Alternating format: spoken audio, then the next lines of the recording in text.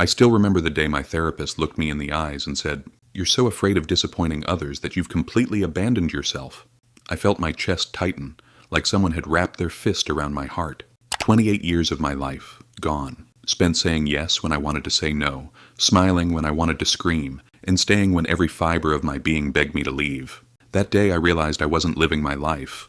I was living everyone else's version of it. My name doesn't matter, but my story might save you years of the exhaustion I endured. Because people-pleasing isn't just a personality trait, it's a prison. And I'm about to show you exactly how I broke free. What no one tells you about being the nice one is that eventually you become a ghost in your own life. You're everywhere for everyone else, but nowhere for yourself. And the resentment? It doesn't just build, it festers. So if you've ever swallowed your needs to keep the peace, stayed in toxic situations because leaving felt selfish, or felt that knot in your stomach when someone asks for just one more favor, this story is for you. Because the path from doormat to dignity isn't just possible, it's necessary.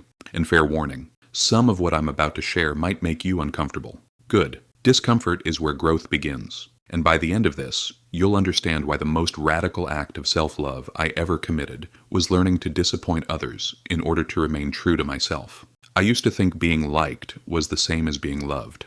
That somehow, if I just made myself small enough, helpful enough, available enough, I would earn the right to exist in people's lives. I became a chameleon, shape-shifting to match whatever environment I was in, whatever person I was with. My boss needed me to stay late?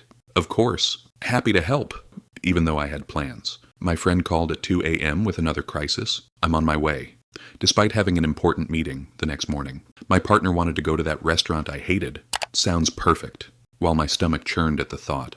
I was always fine, always no trouble at all, always the one who would figure it out.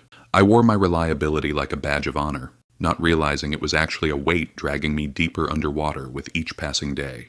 The breaking point wasn't dramatic.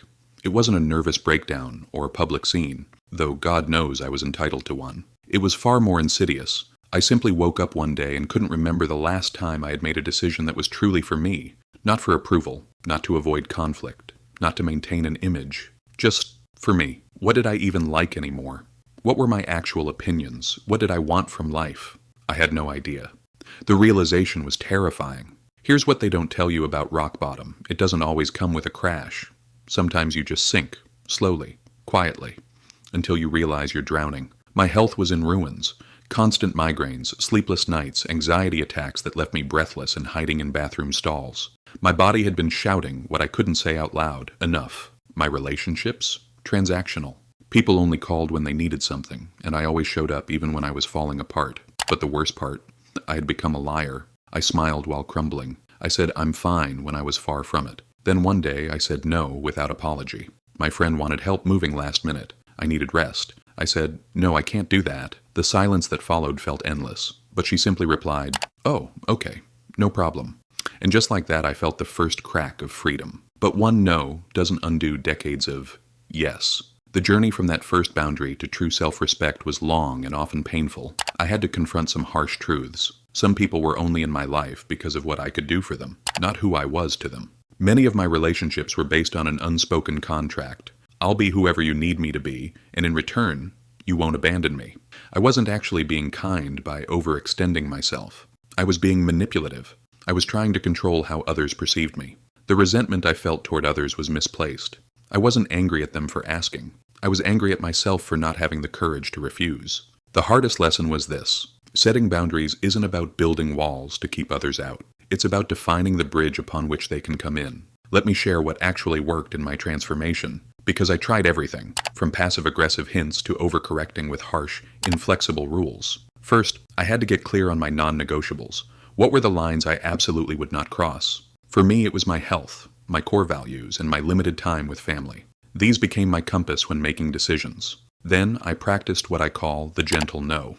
Not a timid, apologetic refusal, but a calm, confident statement of what works for me. That doesn't work for me. I won't be able to take that on. I'm not comfortable with that. No justifications, no lengthy explanations that invite debate, just clear, kind boundaries. I learned to pause before responding to requests.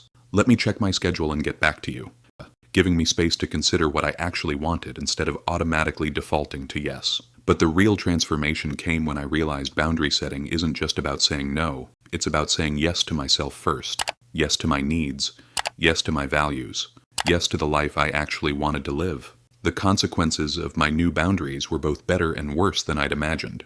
Some relationships didn't survive. People who had grown accustomed to my endless accommodation were confused, then frustrated, then sometimes gone. Each loss hurt, but I came to recognize them as necessary pruning, making space for healthier connections to grow. My family struggled to understand this new version of me. "You've changed," they said with varying degrees of accusation. "Yes," I finally replied, "that's the point." But for every difficult conversation, there was a moment of profound liberation. I discovered that real connection emerges from authenticity, not performance. The relationships that remained, and the new ones that formed, were built on mutual respect rather than utility. At work, I feared setting boundaries would damage my career. Instead, the opposite happened. When I stopped being available for everything, people began to respect my time. When I voiced my actual opinions instead of echoing others, my contributions became more valuable. The most unexpected benefit: energy. So much energy. It turns out that constantly monitoring others' needs, suppressing your own feelings, and maintaining a facade of perpetual agreeability is exhausting. Who knew? If you're watching this and recognizing yourself in my story, I want you to know something. Your worth is not determined by your usefulness to others. You are not selfish for having needs. You are not mean for having limits. The people who truly love you want the real you, not the convenient version, not the always available version, not the never complaining version. The messy, complicated, authentic you with all your glorious boundaries intact. Starting this journey isn't easy. You'll doubt yourself. You'll feel guilty. You'll wonder if the discomfort is worth it. I'm here to tell you, it is. The momentary discomfort of setting a boundary pales in comparison to the chronic pain of living without them. Begin small. Practice saying no to low-stakes requests.